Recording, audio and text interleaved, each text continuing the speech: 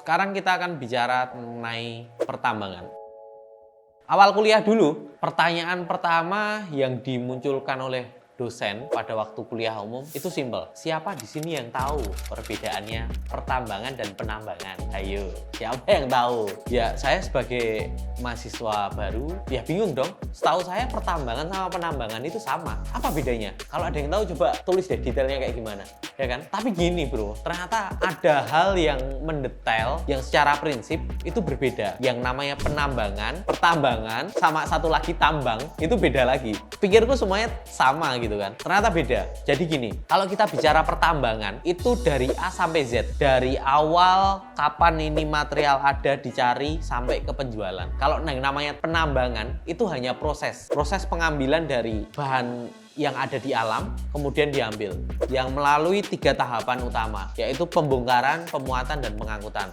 Nah, kalau 3 hal ini namanya penambangan. Kalau pertambangan itu ada banyak. Yang pertama, dari perizinan, dari prospeksi, dari eksplorasi, dari proses kajian studi kelayakan, izin lingkungan, dan sebagainya sampai ke proses pengolahan, akhirnya pemasaran dan penjualan. Itu semua namanya industri pertambangan. Kadang yang kita tahu nih, yaitu tambang gitu. Kata tambang itu sendiri merujuk biasanya ke dia bahan galiannya apa sih? Tambang apa sih? Tambang marmer, batu gamping, batu bara, tambang emas, tambang ini. Tambang ini sendiri kadang kita sebut sebagai bahan galian, komoditas. Padahal itu beda cerita lagi. Mungkin bisa kita bahas lain kali ya. Untuk itu. Sekarang kita akan bicara tentang pertambangan aja. Sebenarnya pertambangan ini seperti apa dan kenapa saya selalu tidak setuju kalau pertambangan ini merusak lingkungan. Karena kalau ini diterapkan dengan benar sesuai dengan peraturan, nggak ada tuh yang namanya pertambangan merusak lingkungan. Kalau tambang ilegal mungkin ada ya yang merusak lingkungan, tapi kan itu bukan pertambangan. Kalau pertambangan tuh pasti nggak merusak. Kenapa begitu? Karena yang pertama, kita akan mencari tahu dulu nih prospeksi ini. Simpelnya gini deh, kita cari tahu dulu di daerah tersebut tuh ada material apa sih.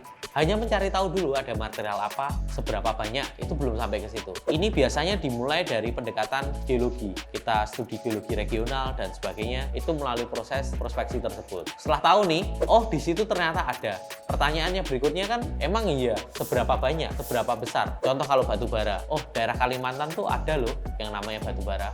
Pertanyaannya berikutnya kan, Kalimantan sebelah mana? Seberapa banyak persebarannya? Kualitasnya seperti apa? Ya kan? Kemudian ini prospeknya atau jumlahnya itu sebanyak apa? Atau kita yang sebut sumber daya, seberapa banyak gitu kan? Itu kita sebut sebagai eksplorasi. Jadi kita tahu betul nih ketersediaan barang yang mau kita ambil, komoditas yang mau kita ambil itu seberapa banyak itu ada. Nah, setelah kita tahu nih, oh lokasinya di desa A, koordinat sekian sampai sekian, kedalaman sekian sampai sekian, kualitasnya ini, setelah tahu sumber dayanya, kita kepikiran untuk bagaimana mengambilnya. Nah, proses perencanaan pengambilan ini namanya studi kelayakan. Kita di situ akan menganalisa dari proses tersebut tuh sebenarnya seberapa layak. Dari dia kalau kita ambil pakai alat misalkan eksavator dengan jenis tertentu itu akan efektif karena daya angkutnya sekian, daya muatnya sekian.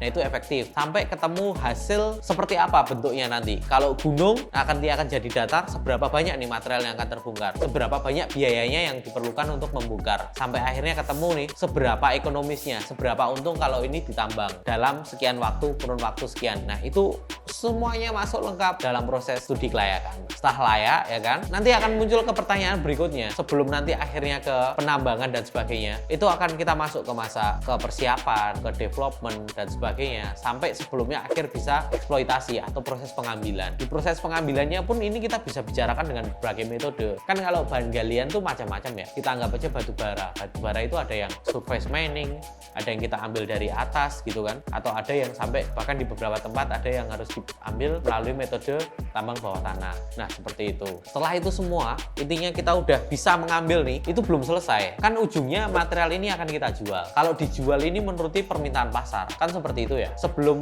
mengikuti apa yang dimau pasar, ini kita harus lihat dulu kualitasnya. Kita harus proses dulu. Kalau batu bara harus kita sesuaikan enggak ukurannya. Ini yang mau dimaui pasar A, B, butuh seberapa bagus nih kualitasnya. Minta kalori yang seberapa. Nah, itu masuk ke proses pengolahan. Dari tambang masuk ke proses pengolahan, itu itu selesai. Tapi ada masalah lagi nih, sampai ke end user, sampai ke penjual, ini ada proses pemasaran. Proses pemasaran ini spesifik, bahkan di Indonesia dengan berbagai macam bahan galian, ini pasti beda-beda. Kita mau jual emas, mau jual perak, tembaga, dan sebagainya, ini ada aturannya. Tidak semuanya ini bisa kita jual bebas langsung, seperti itu. Tidak semuanya bisa langsung dijual, itu semuanya harus dilihat melalui aturan-aturan yang ada. Ketika sudah terpenuhi permintaan pasar, tinggal jual pun harus mengikuti aturan-aturan ini. Nah, kayak gitu. Jadi nggak bisa kita tinggal anggap aja gampangannya seperti kita nambang pasir nih. Oh, di situ ada pasir di sungai. Turunin aja alat berat, kita ambil, kasih truk, dijual, langsung dibeli, masyarakat bebas. Nggak segampang itu. Tidak seperti itu juga. Kalau itu namanya penambangan, karena cuma proses penggalian, pemuatan, pengangkutan. Tapi kalau pertambangan, ini harus dilihat secara luas, sampai ke proses pemasaran, bahkan sampai ke penutupan dan reklamasi pasca tambangnya. Nah, tadi kita baru bicara sampai ke proses pemasaran. Ketika tambang ini sudah akhirnya nanti berhenti karena sumber dayanya udah habis, cadangannya udah habis, ketika tambang selesai beroperasi, itu harus dikembalikan fungsi lahannya seperti peruntukan sebelumnya. Menurut definisi reklamasi ada deh, jelas, lebih jelasnya seperti itu.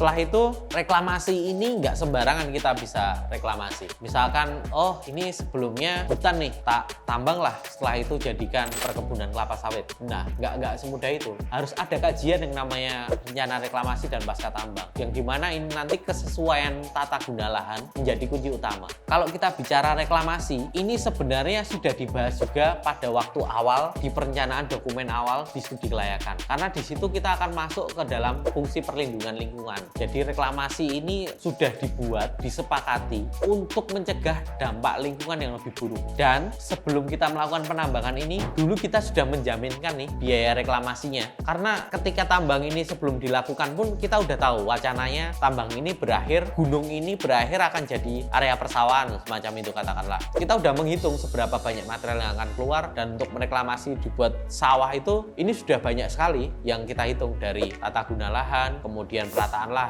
sampai ke penyiapan tanah dan sebagainya, sampai ke pembibitan itu sudah ada, sudah dihitung, nominalnya sudah ketemu dan kita jaminkan. Ya seperti membuat RAB rumah lah, kalau mau buat lantai 1, lantai 2, keramik A, keramik B, plafon ini, plafon itu udah jelas. Dananya berapa udah siapkan, kita cadangkan, kita depositokan di pemerintah, dan biaya ini cuma bisa dicairkan kalau kita sebagai pelaku industri pertambangan sudah melakukan kewajiban kita di reklamasi.